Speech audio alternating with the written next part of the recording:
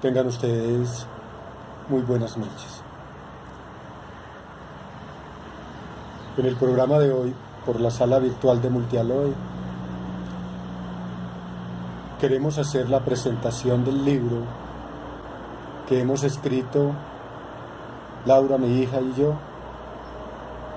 que lo hemos titulado El dolor y el sufrimiento humano. Son miradas alternativas a la comprensión y al tratamiento del dolor. Durante meses hemos estudiado en el tema del dolor y el sufrimiento el enfoque que desde las neurociencias y desde la neurofisiología se da sobre este fenómeno del acontecer humano,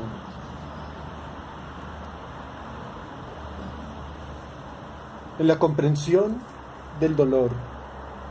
Hemos utilizado los elementos de la neurobiología del dolor. Hay una teoría que nos ha parecido muy importante, que es la teoría de las compuertas del dolor, porque ellas explican cómo básicamente el dolor se transmite a través de unas compuertas que se abren y se cierran en nuestro sistema nervioso. A poder explicar la intensidad del dolor y cómo existe un sistema analgésico intrínseco, es decir, que nuestro cerebro produce sustancias antiinflamatorias, produce sustancias analgésicas que contribuyen grandemente a mitigar los efectos de nuestras enfermedades relacionadas con el dolor. Y hemos profundizado cómo el efecto placebo tiene una relación directa con el dolor, y las investigaciones que hasta hoy se han hecho demuestran la importancia que esta teoría tiene en el tratamiento del dolor. En el capítulo segundo de nuestro libro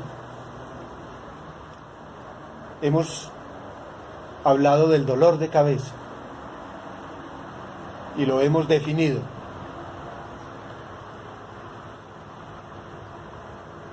Hemos visto cómo hay muchas teorías que explican el dolor de cabeza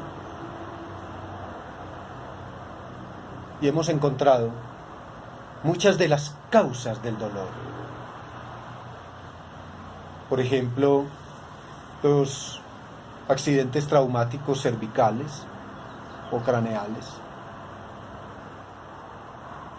las emociones repentinas e intensas,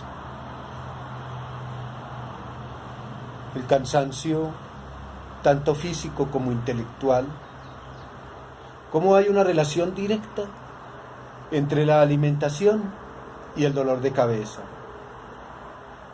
Y existen dolores de cabeza o cefaleas secundarias que son producto de otras enfermedades sistémicas o de otras enfermedades que presenta nuestro organismo.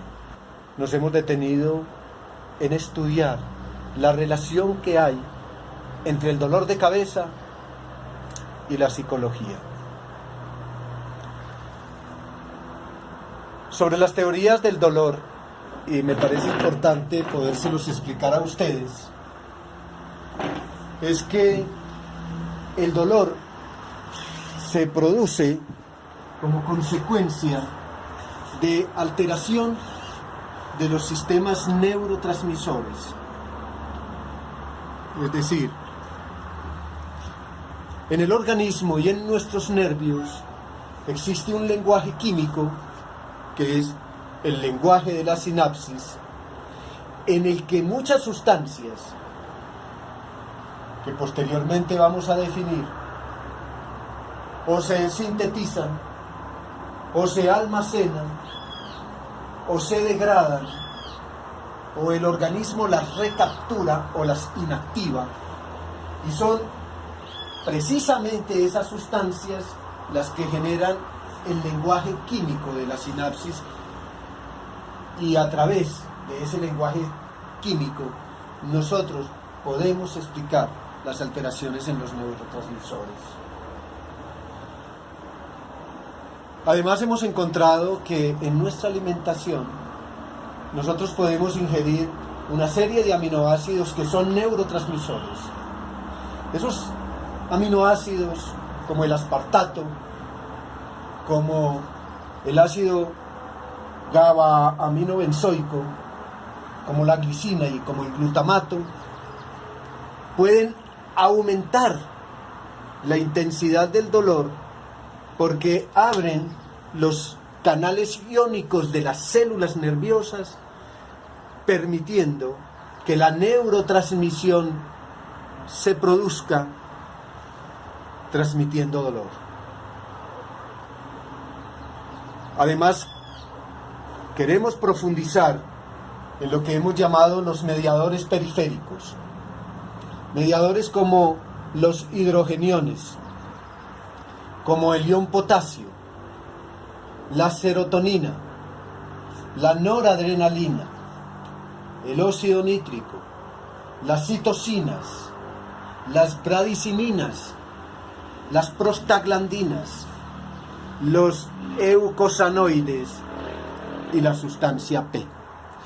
Todas estas sustancias que estamos mencionando hacen parte del lenguaje químico de la sinapsis y por ello explican en muchas ocasiones por qué, cómo, cuándo y dónde se presenta el dolor. Por ejemplo, en el caso de los glutamatos, especialmente los glutamatos no fisiológicos, es decir, los que nosotros ingerimos en la alimentación, son responsables de enfermedades neurovegetativas agudas y crónicas.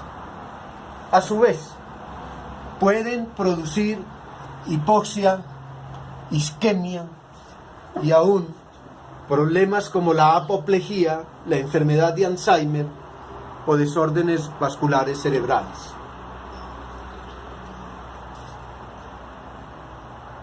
Al globalizar la visión que nosotros tenemos sobre el dolor y concretarla en el dolor de cabeza, nosotros hemos visto que el tratamiento tiene que ser un tratamiento holístico.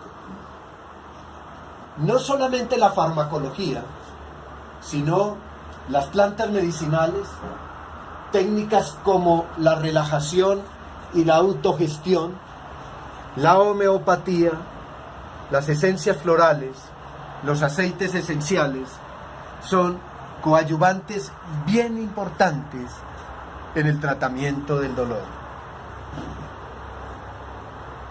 Hemos hecho especial énfasis en los efectos secundarios que producen los medicamentos que hoy nosotros consumimos para mermar, para atenuar y para aliviar el dolor.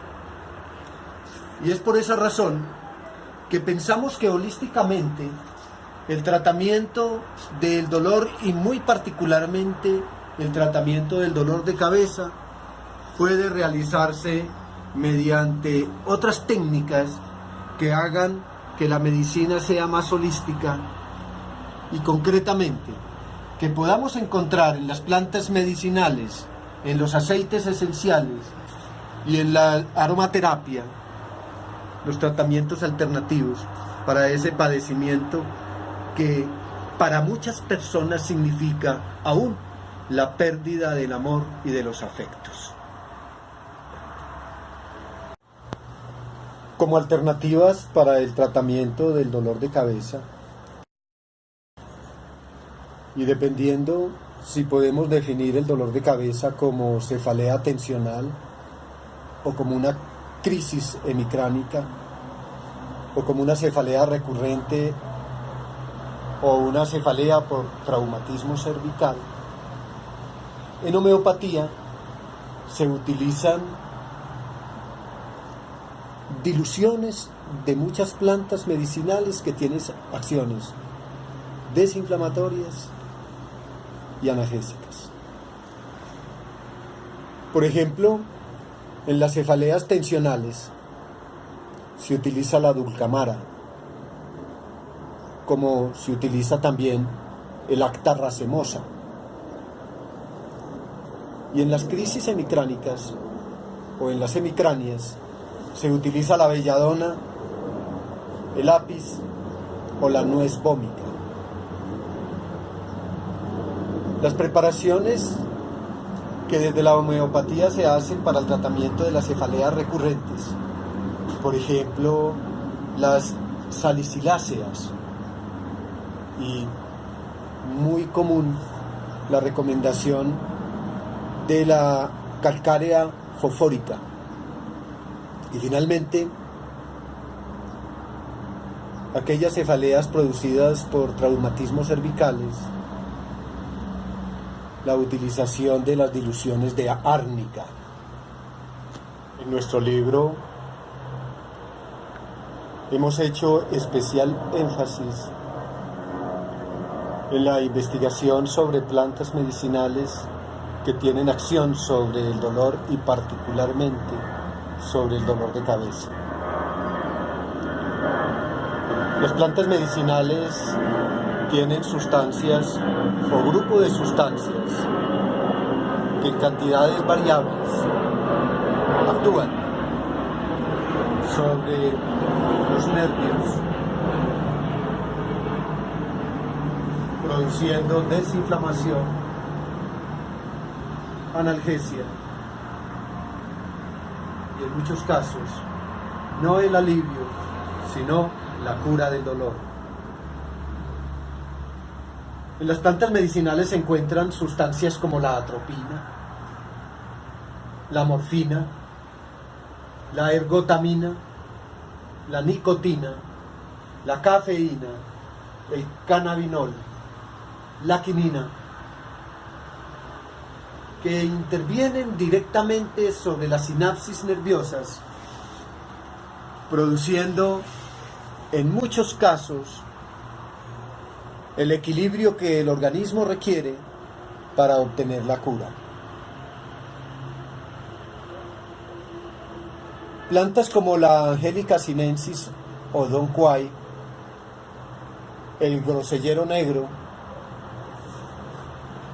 el aliso de nuestros bosques o la rosa silvestre, la ruda, el cilantro, la manzanilla común.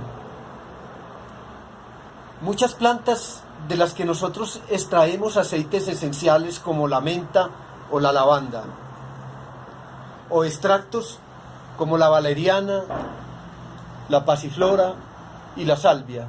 Hemos encontrado que el lúpulo, el espino blanco, la cannabis sativa, la melisa, el tilo, la hierba mora, el tomillo, el marrubio blanco y el marrubio rosado contienen sustancias tan poderosas que pueden reemplazar muchos de los analgésicos AINES o COS que se han desarrollado en la farmacología, pero con menos efectos secundarios sobre el hígado, sobre los riñones, sobre el corazón y el sistema vascular, y aún sobre el sistema nervioso. Por eso hacemos énfasis en estudiar muy pormenorizadamente una planta como la Angelica sinensis. En China se le llama Don Quai, y de unas propiedades analgésicas invaluables.